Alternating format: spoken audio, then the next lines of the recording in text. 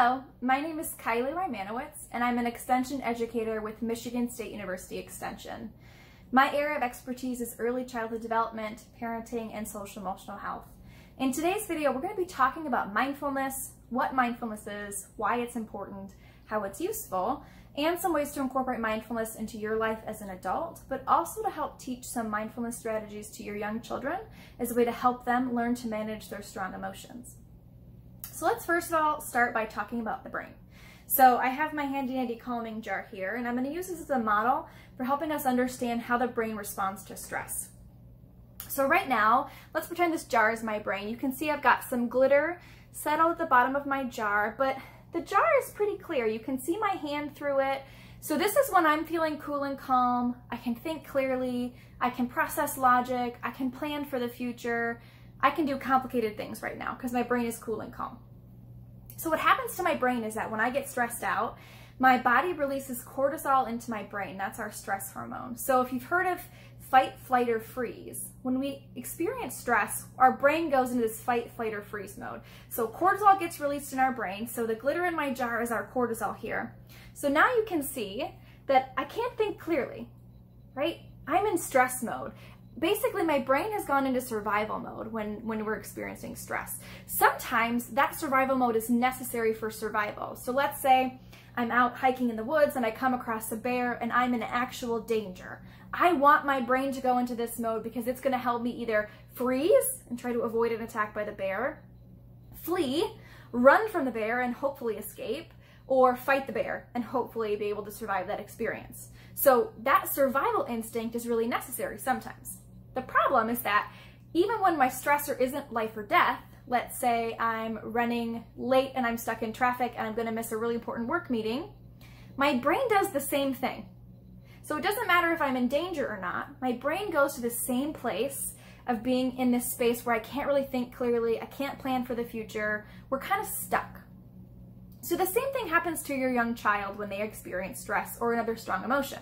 So if you have ever had the experience of trying to reason with a toddler in the middle of a tantrum, you might be able to relate to that. And what happens is their brain is here, so you're throwing logic at them left and right, and they just can't process it because all they can do right now is be in survival mode. So mindfulness strategies are a way to help us get out of this stress state and get our brains back to what I call cool and calm. So you can see, as we're sitting here, I'm not shaking my jar anymore. The glitter is starting to settle, and eventually it will all come back to the bottom of the jar, and I'll be able to think clearly again. So when we can use some techniques to help flush the cortisol from our brains, we can go back to that cool and calm state, we can manage the situation or the problem, and we can move on to the next thing. The problem is that if we don't find strategies to get our brains back to cool and calm, we can kind of get stuck in that stress state. And that's especially important for thinking about your child experiencing stress, because we don't want them to get stuck in that state. Because when their brains are stuck in this high stress state, they're not able to learn and develop the things that they should normally be working on. So it's really important that you as an adult have techniques to manage your own stress, but also have some ways to teach your children to manage their stress so they can get their brains back to cool and calm. It's a really important skill that's going to be useful not just when they're little, but also as they grow up too. So mindfulness is an interesting way to help get our brains back to that cool and calm. And there are many different ways to be mindful. We're going to talk about a couple, but before we do, I want to sort of tell my story. I have an anxiety disorder that I didn't know about until I was an adult.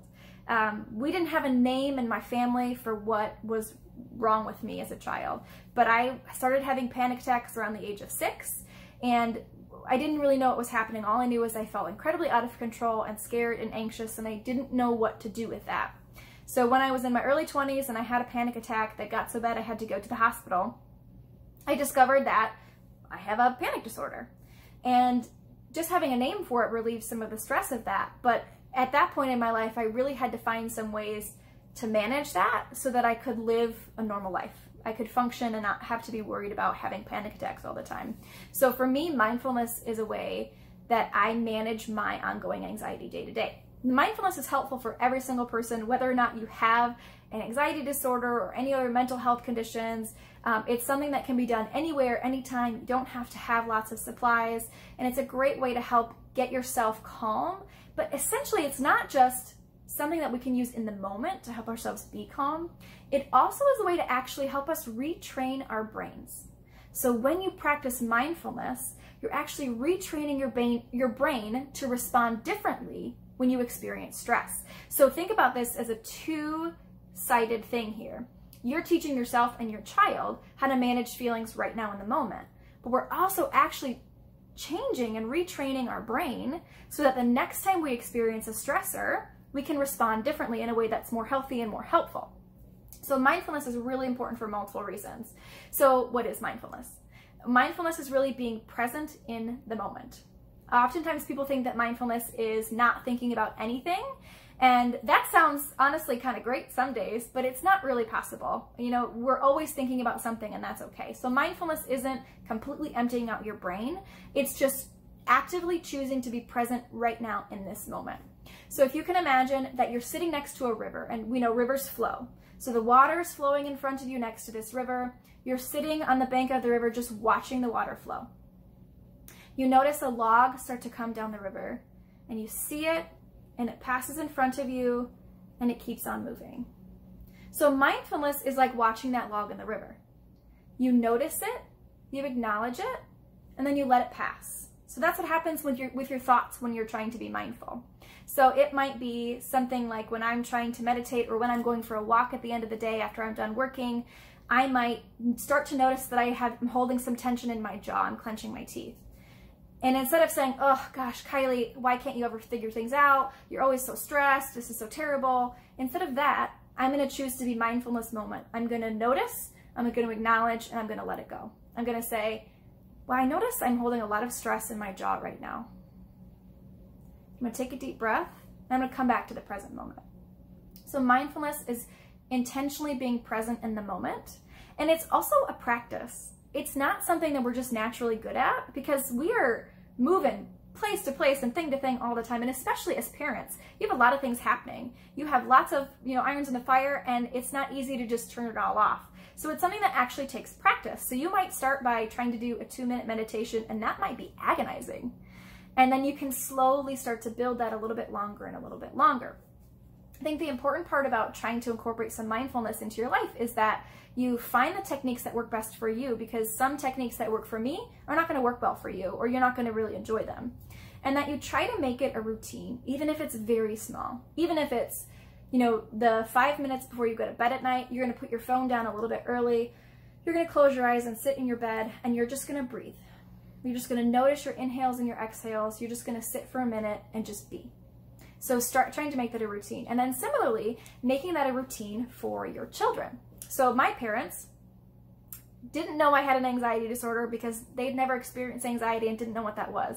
But they knew that I was having trouble. They knew that when I got really stressed out, I would start hyperventilating, and I would freak out, and I would have a hard time being present. And my parents, before mindfulness became cool and hip, were actually practicing some mindfulness with me with a technique they called the birthday candle. So when I would get really stressed out or overwhelmed, I would start hyperventilating and not be able to catch my breath again. So my dad would hold out his finger and say, okay, pretend this is a birthday candle, and your job is to blow it out. You know how birthday candles work. You got to blow them out and make a wish, right? So he would challenge me to blow out the birthday candle. So when I was hyperventilating, the first couple breaths went like this, and he would say, oof, sorry, that wasn't enough. You didn't blow it out. So I would focus all my energy on taking a deep inhale so I could get enough air into my lungs to blow the candle out. Now what's happening in that moment is that I'm shifting my attention from panic mode. My brain is here. I'm fully panicking. I can't think clearly. I'm shifting my attention in that moment to my breath. Breathing in enough to be able to blow out the candle. That's mindfulness. The birthday candle is a great technique to use with your young children when they're feeling overwhelmed. And we're going to talk about some additional techniques that you can use. So let's actually practice a couple of techniques together here. We'll do a couple for adults first. So one really simple one is just 5-finger breathing.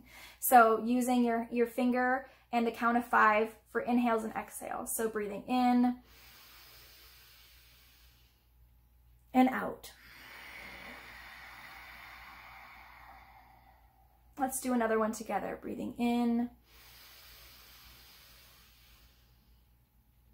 and out.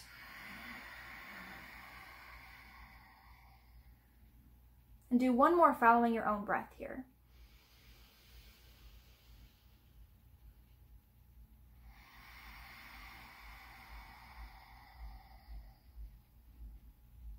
And pause for a minute right where you are and just notice how you're feeling right now. Even just taking a second or two to stop, to pause, and to breathe can really shift how you feel physically and also mentally. So a couple other techniques. One of my absolute favorites is called the progressive muscle relaxation. And this is one that you can do yourself, but it's also one that you can do with your children.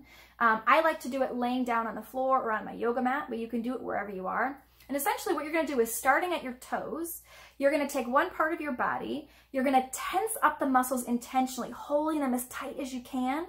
So I would start with my toes, pulling my toes in tight, holding for 10 seconds, and then I'm going to release. And when I do that, I'm going to start to notice what the muscles feel like when they're very relaxed. So by tensing up the muscles, we can start to notice what they feel like when they're relaxed, which is going to help us relax our muscles. So from my feet, I would move to my legs, tensing the muscles in my legs and releasing. To my belly, tensing the muscles in my belly and releasing. To shoulders, arms, hands, to your face, tensing your face up, holding it for 10 seconds and releasing. And at the end of that exercise, going toe to head all the way up your body, you can lay there and just notice what it feels like to be relaxed. Knowing that feeling, consciously being aware of how it feels like to be relaxed, we can kind of train ourselves to notice when we're not relaxed, to notice when maybe you're clenching your fists because you're frustrated, or to notice when you're holding tension in your jaw because you're worried about something. And when we notice, we can work on releasing and letting that tension go. That's another technique that you can use with children too. One of my absolute favorites to use with kids is dragon breathing.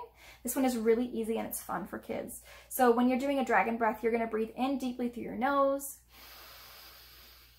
And when you exhale, you're going to open your mouth wide and sigh, kind of like you're fogging up a bathroom mirror or like you're a dragon breathing fire. So it's going to look like this.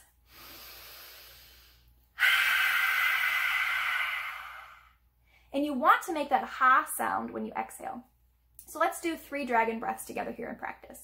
Breathing in deeply and sighing it out. Breathing in and out. And your deepest breath in yet. And your loudest sigh. A great technique to use with children. There are multiple techniques that you can use to practice mindfulness for yourself and for your children. And hopefully this short little video helps you understand that learning to manage our stress is more than just feeling better in the present moment. It's actually about retraining our brains so that when we experience stress in the future, that we're going to be trained to manage that stress in ways that are really healthy. Now, parenting and being a human are hard under normal circumstances, but 2020 has shown us that nothing is normal anymore. My mom likes to say normal is a setting on the dryer, and I think she's right. This year has been and continues to be incredibly stressful for many of us, and it looks like maybe that stress isn't going to go away anytime soon. So it's critically important that you help yourself learn to manage your own stress through mindfulness, but also that you have some skills to help your children manage their stress so that they can get out of that crazy brain state where they're in that stress mode. They can get back to cool and calm, and they can manage what's happening so that they can grow and play and learn just like we want them to do. I hope this presentation was helpful for you. I really encourage you to do some more research around mindfulness. There are a lot of great free resources. You can check out some resources on the MSU Extension website, msue.msu.edu, as well as the My Stronger Family Facebook page, where we have regular content posted every day. And we have Mindful Monday content. So every Monday there's a new content posted about mindfulness. Thank you all so much for watching, and I hope this was helpful.